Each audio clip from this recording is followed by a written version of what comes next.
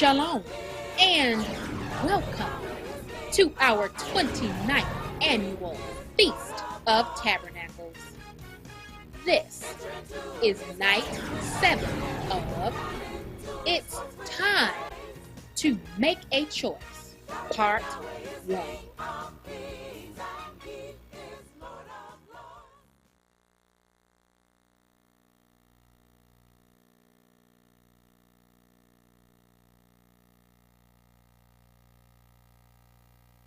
The tabernacle was the sanctuary used by the Israelites during the Exodus.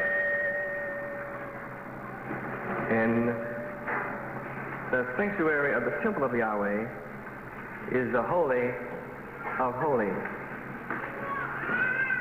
The Exodus was not a past experience alone. It is a present reality.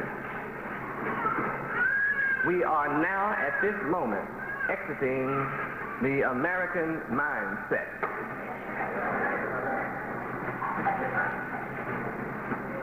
I'll repeat that. This moment, we are exiting the American mindset.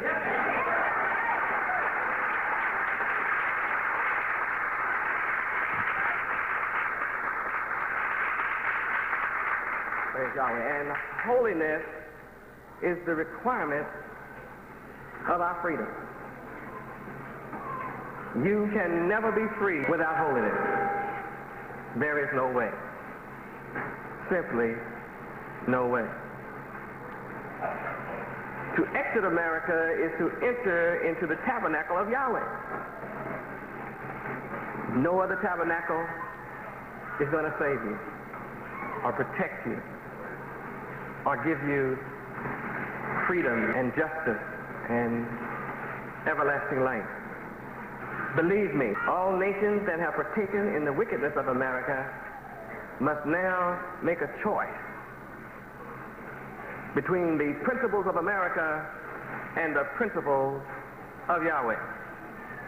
Must make a choice.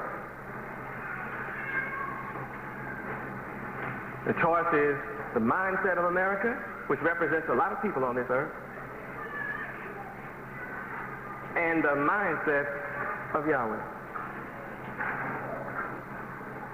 Our present-day tabernacle is the Holy of Holies.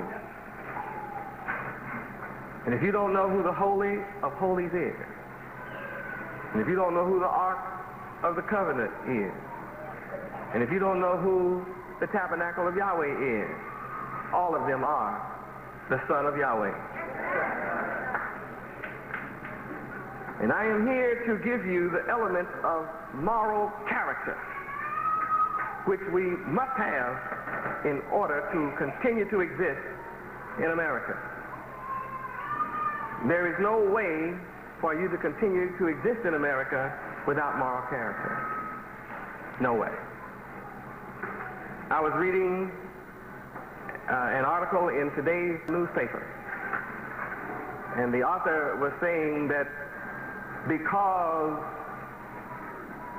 morality has ceased to be the order of the day in America, nothing but degeneracy has taken place.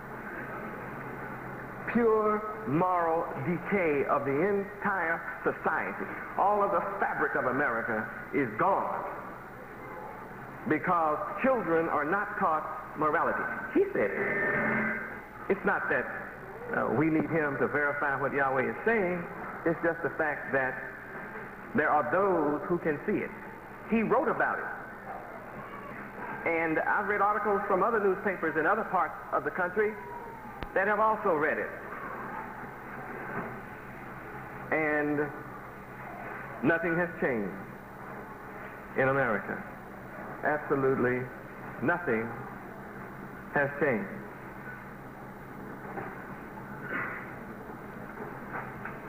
So if people simply write about the problem of the lack of morality and nothing changes, obviously they're not the ones born to change it. Isn't that real? Quite obviously they're not.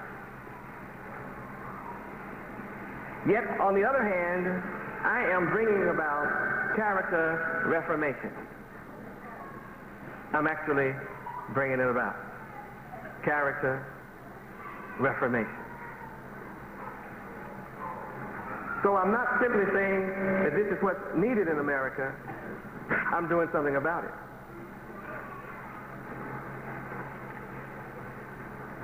The children that are here in Yahweh University were thoroughly, completely exposed to an immoral school setting.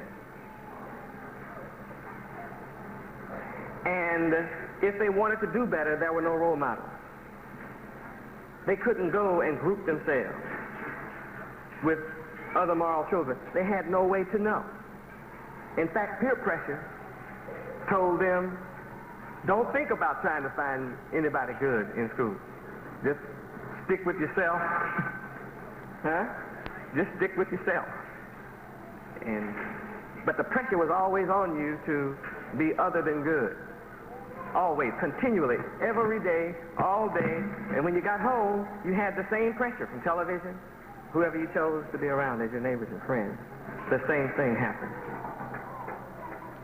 But I have demonstrated I have a solution simply by establishing Yahweh University, where nothing but moral character is not only taught, but required. And what's important is it's not forced on our students. Our students require it. They desire it. They want it. And I have a policy where those who do not want a moral character are encouraged to go back where immorality is. Isn't that great? So what happens is we have a school full of children who want the good life. The good life. I'm developing a role model for America in Yahweh University that says you can have. That's not me, I guess. At any rate,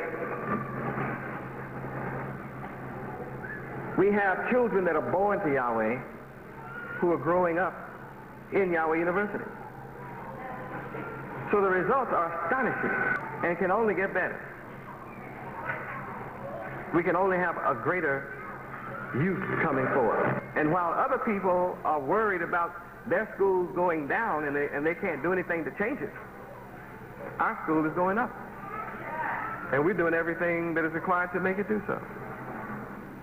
Historically, the tabernacle was the place where Yahweh, the God of Israel, revealed himself and dwelt among Israel.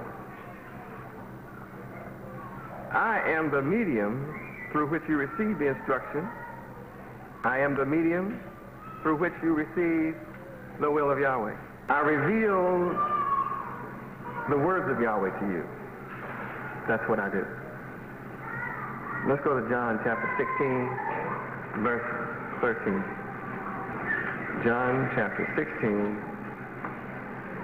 verse 13. This describes my job among you. Read. When he, the Spirit of truth, is come, he will guide you into all truth. For he shall not speak of himself, but whatsoever he shall hear, that shall he speak, and he will show you things to come. That's my work among you. I'm doing a good job of that.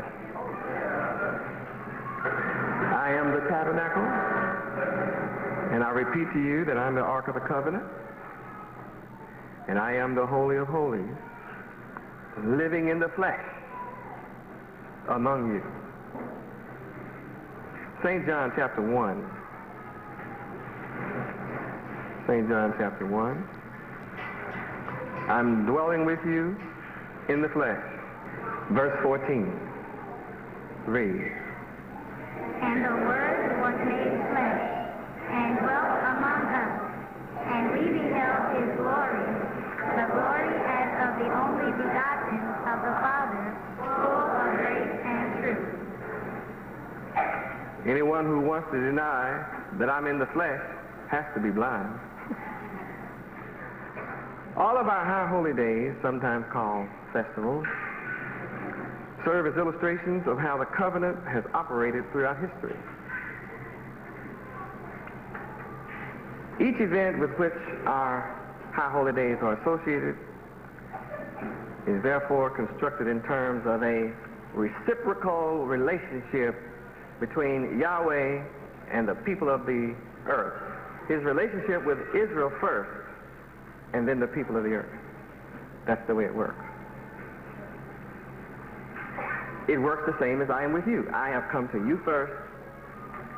As you begin to praise your Creator, Yahweh, then other nations will begin to praise Yahweh. They will not praise Yahweh until you do.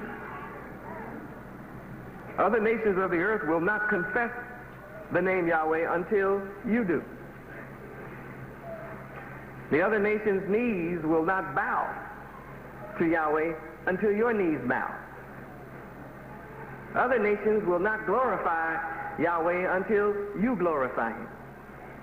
Other nations will not give praises and thanks to Yahweh until you give praises and thanks to Yahweh. Other nations will never enter into the courts with thanksgiving and to His gates with praise until you enter into His courts with thanksgiving and to His gates with praise. Other nations will never make a joyful noise unto the Lord Yahweh until you make a joyful noise. Then all the land will clap their hands because you clap your hands. All the people of the earth will seek Yahweh as you seek Yahweh. Now, if you can understand what I've just said, then you understand clearly you are the leader of the world. Any people that are the first to lead others to the glory of Yahweh themselves become glorified in Yahweh, by Yahweh. Isn't that something to think about? And when you take on the righteousness of Yahweh, you will be exalted high above all nations on the earth. That's all it takes. That little simple prescription. Be right. Be good. Be honest. Be upright. Be honorable. Be straightforward. Isn't that something? That's easy. It's an easy life. A happy life.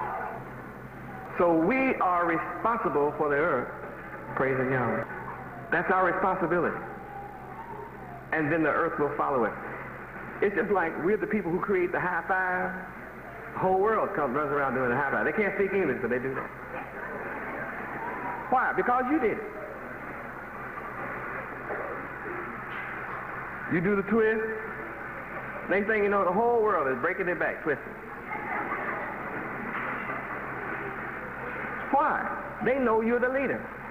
So they follow you in foolishness. They'll also follow you in righteousness. You take drugs, the world takes drugs.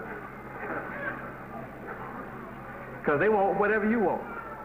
They know who you are. There must be something in it. You doing it. The young people forgot you lost your mind. So they've lost their mind. The Feast of Tabernacles carries a particular meaning for us, the nation of Yahweh, which deals with universal and practical expressions of our commitment. Commitment to who? To the omnipotent Creator, Yahweh. It's all about our commitment. However, all nations are going to be required to come and worship the King of Israel, Yahweh ben Yahweh, during the Feast of Tabernacles. Now, think about that. That just doesn't seem reasonable. When you look at the condition that the so-called black man is in America, how in the world can all nations be required to do anything he does? Right? I mean, look at just Look at us in your mind tonight and think about our pitiful condition. I don't really have to call your attention to it too strongly, do I? You saw it on your way to the Feast of Tabernacles. You see it every day, probably driving through your city. The so-called black man devastated. Even you have to admit, dead. Obviously, a destroyed people. They're talking about black men becoming an endangered species. He's not only endangered, he's going to be destroyed unless he comes to Yahweh. He's already destroyed. I mean, nothing left for him now but the second death. The first death has already taken him out. And yet the whole world is going to have to come and worship the King Yahweh ben Yahweh, whom the FBI and the government and all kinds of enemies are working day and night trying to figure out how to keep me from raising you up to praise Yahweh instead of them. They understand that when I move you from poverty to riches, that I've moved you from darkness to light.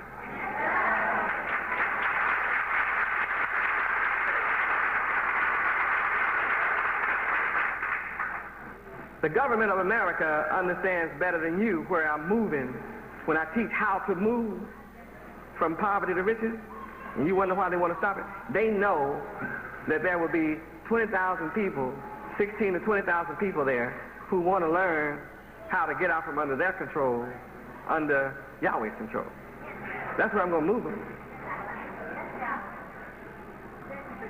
That's upsetting. See, they understand that when I make you rich, the way I make you rich, and I'm not going to discuss that tonight, but they understand it, that when I make you rich the way I make you rich,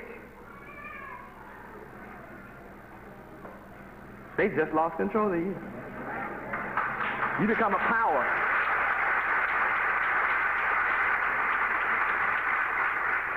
You come to power. Because as family, who can deny us?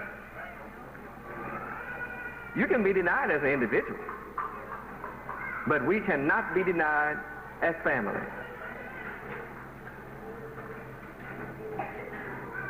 I'm not worried about them, they're worried about me.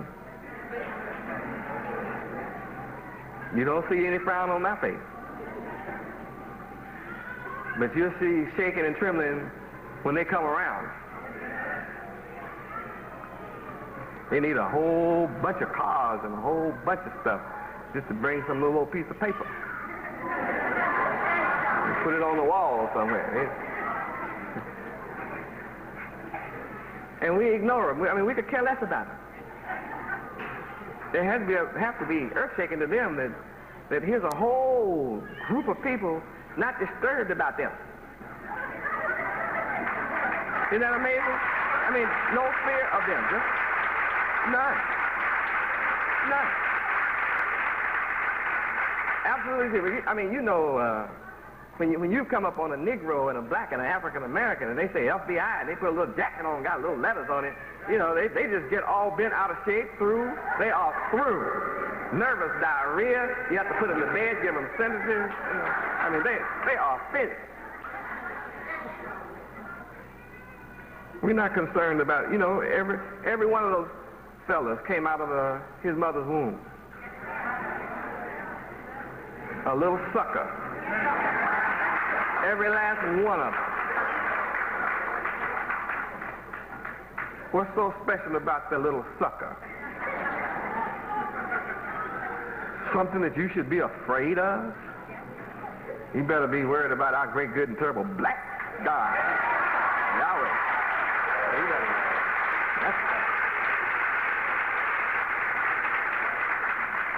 We're talking about where the power is. All nations are going to have to worship the King of Israel. They all, can you believe that? It just doesn't look like it. It doesn't. Look at the world. It doesn't look like all nations are going to have to worship me. And I have nerve to say it out loud. I'm not coming around the corner about it. I'm speaking head up, wide open, and it doesn't look like nothing can make this happen. But I remember coming to Miami about 12 years ago all by myself, and it didn't look like I would ever get anybody. My, how things have changed.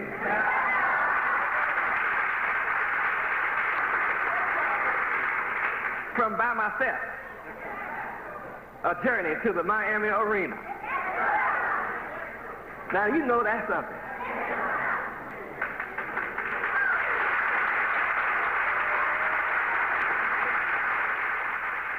All nations shall come and worship the King. Zechariah 14, 16 through 19. No way to get around this. Oh, it sounds like Yahweh has saved himself for this day. I never thought I would ever say those words. National TV. I just never thought about it. I always said no. But see, now it's time to go home. So I have to call my sheep. My sheep got to hear my voice. I told you I'm tired. So when I get tired, I do big miraculous things. That's the way it is. Oh, let us read. And it shall come to pass that everyone that is left of all the nations which came against Jerusalem shall be go up from year to year to worship the King, the Lord Yahweh of hosts, and to see the Feast of Tabernacles. And it shall be that whoso will not come up of all the families of the earth unto Jerusalem to worship the King, the Lord Yahweh of hosts, even upon them shall be no rain. And if the family of Egypt go not up and come out and have no rain, there shall be the plague wherewith the Lord Yahweh will smite the heathen that come not up to keep the Feast of Tabernacles. This shall be the punishment of Egypt and the punishment of all nations that come not up to keep the Feast of Tabernacles. How many nations can escape this direct test? All nations. Now that means that something great has to take place. Right? Something miraculous is going to have to happen for all nations to be involved in this. And it says something about everyone that is left. You see, if you don't understand the mystery, look in the Middle East. See, it's not going to be a whole lot of folk left.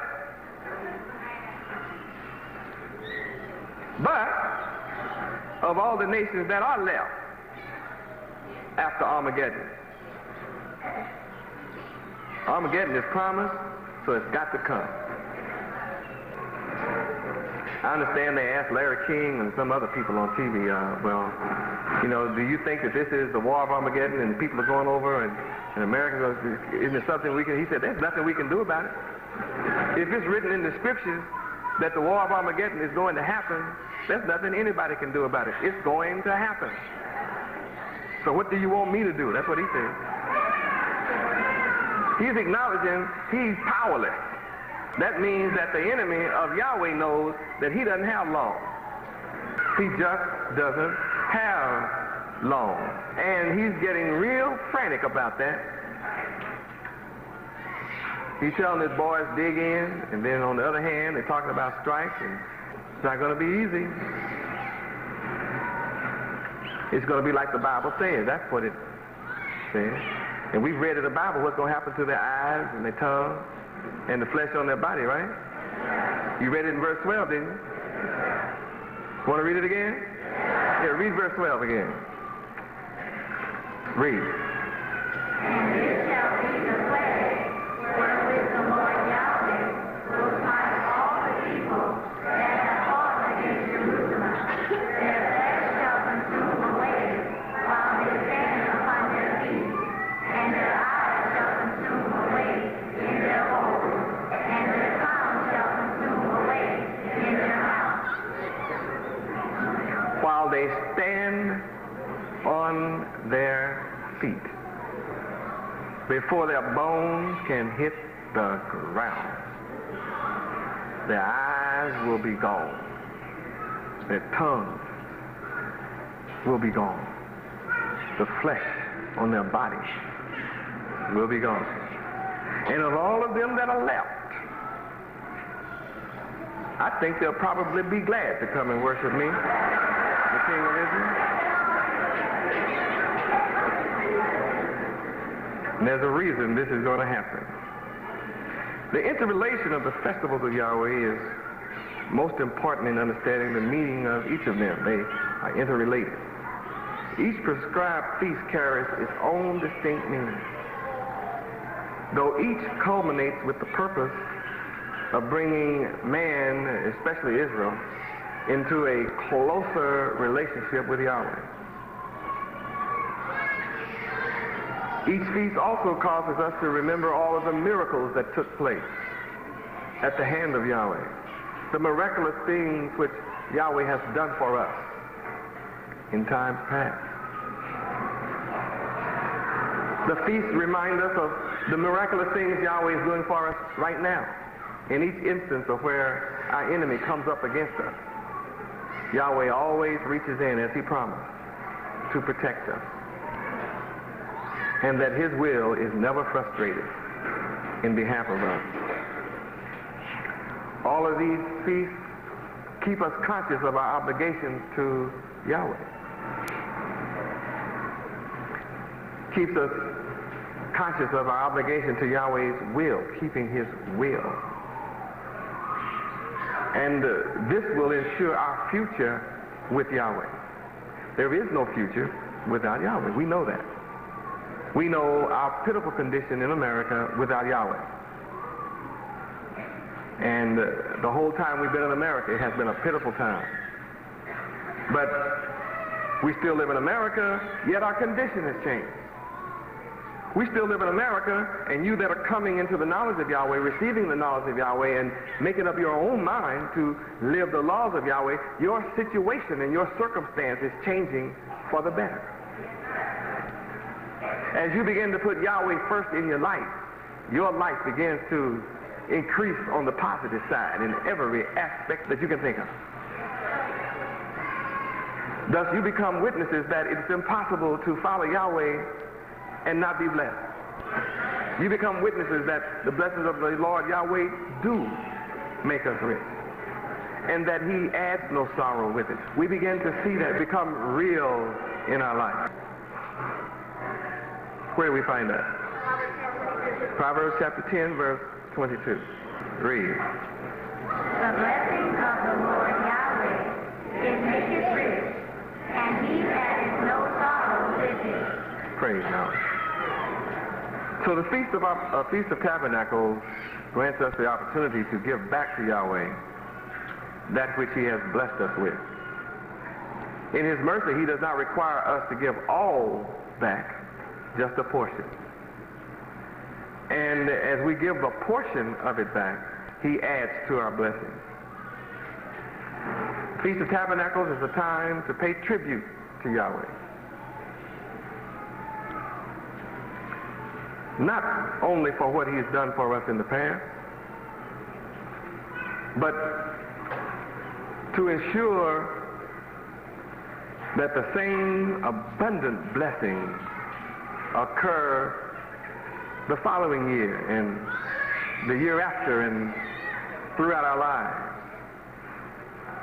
How many understand that Yahweh is the agent of nature? Yahweh is the agent of nature. Therefore, as the agent of nature, Yahweh cooperates in all activities and therefore is entitled to share a part of what he blesses us with. It just shows appreciation. That's what it is. Yahweh simply blesses us by our showing him, Yahweh, I appreciate the blessings you have given me. That's just common sense in my opinion. Someone doesn't have to prepare a meal for you, and they do. Common courtesy is to say, thank you. Thank you. That's etiquette. Thank you. Someone comes up and gives you a good blessing. What do you say? Thank you. So thank you has been prescribed by Yahweh as a tenth. And free will offering. So that means that certain portions of your crops, your livestock, all of your first fruits should be rendered to Yahweh as concrete retribution for the help that Yahweh gives all of us. You may not know it at this moment, but the day is coming when the whole world must pay tribute to Yahweh. A sign of this was when all nations surrounding King Solomon's kingdom brought tribute to him. No exception. And he had a peaceful kingdom. His kingdom was not based on war. They all brought tribute because he was wise concerning the name. That must happen again, but it's going to be forever this time. Ultimately, the world will come to understand and gain the knowledge of Yahweh. That's what I'm publishing now, is my book, From Poverty to Riches. It's going to give you more knowledge and give the world knowledge of the name Yahweh. So as a result, they must pay tribute to Yahweh and for his unselfish and eleemosynary donations to all men. Yahweh is the giver of life itself. That's enough for all men to give. We must come to know that the tabernacle of Yahweh is with men. Revelation 21:3. The tabernacle of Yahweh is not with all men. It is with the nation of Yahweh, the tribe of Judah. Revelation 21:3. Read. And I heard a great voice out of heaven saying, Behold, the tabernacle of Yahweh is with men, and he will dwell with them, and they shall be his people, and Yahweh himself shall be with them, and be their God. You understand? Did anything in that shock you a little bit? And Yahweh himself shall be way away from them, with them. Yahweh himself shall be with them, and shall be just another man, their God. That means that those with whom Yahweh dwells understand that he is Yahweh. That's why it's so important to me that only those who believe in Yahweh remain in Yahweh University. It's the only one. Because if your children are in Yahweh University not believing in Yahweh, then how can Yahweh dwell with them? Yahweh dwells with those who are not only conscious of him, but who receive him. And the proof of receiving Yahweh is when you live according to his will, not your will. It means you renounce your own will in all things when it comes to Yahweh. So that should touch somebody in here. Praise Yahweh. Then the prayer becomes real. Not your will, Yahweh. Not my will. Let's get it right now. It's not my will, Yahweh, but thy will, your will be done in the earth. Just like it is in heaven. Not my will, but thine. That's who Yahweh is going to live with and dwell with. Those who believe like that. It won't matter who does not believe like that. He won't be dwelling with them. They will be suffering all these plagues that you read about in the book. Those who do not accept Yahweh.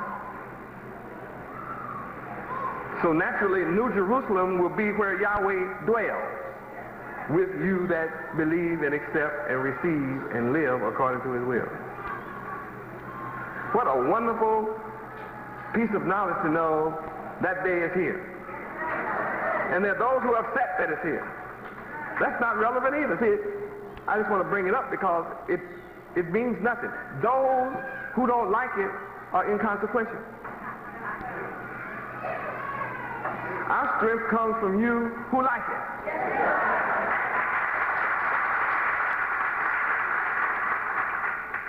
It's not important how many students are not in Yahweh University.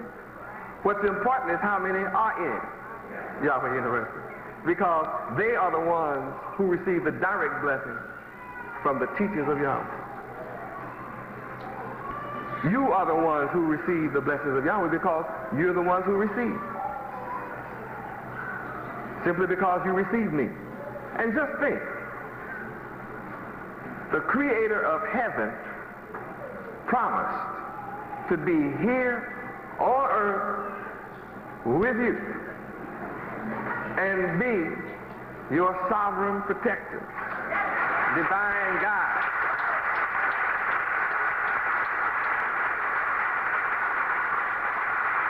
Praise Yahweh. I read a letter today from a major of the Salvation Army who wrote me a letter, and he is real confused. And of course, you know he's a Gentile. Are you saying that you are the second Jesus? You know, in his letter and so forth. Of course, I don't feel any need to respond to him in any form. I may acknowledge that I received his letter, but I certainly have no need to respond to his questions. My point is, he wrote at the front of the letter, "Dear Mr. Yahweh ben Yahweh." See, y'all so sharp, see, you got it already. See, he didn't say, "Dear Jesus."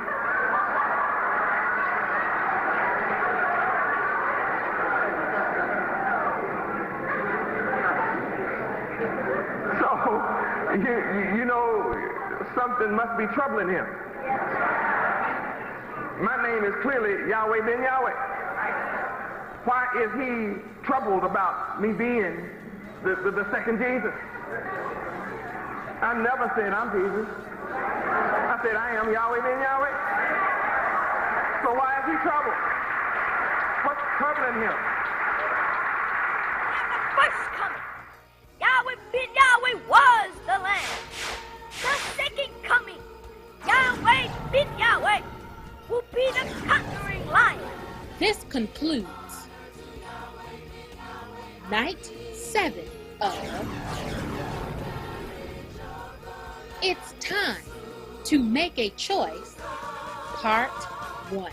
The second time that Yahweh shall come, it will be with great honor and majesty. For now, his Father Yahweh has glorified him with his own self, and the world shall see Yahweh as he is, God of gods, Lord of lords, King of kings, Master of the universe, with full power and authority to execute judgment in the earth.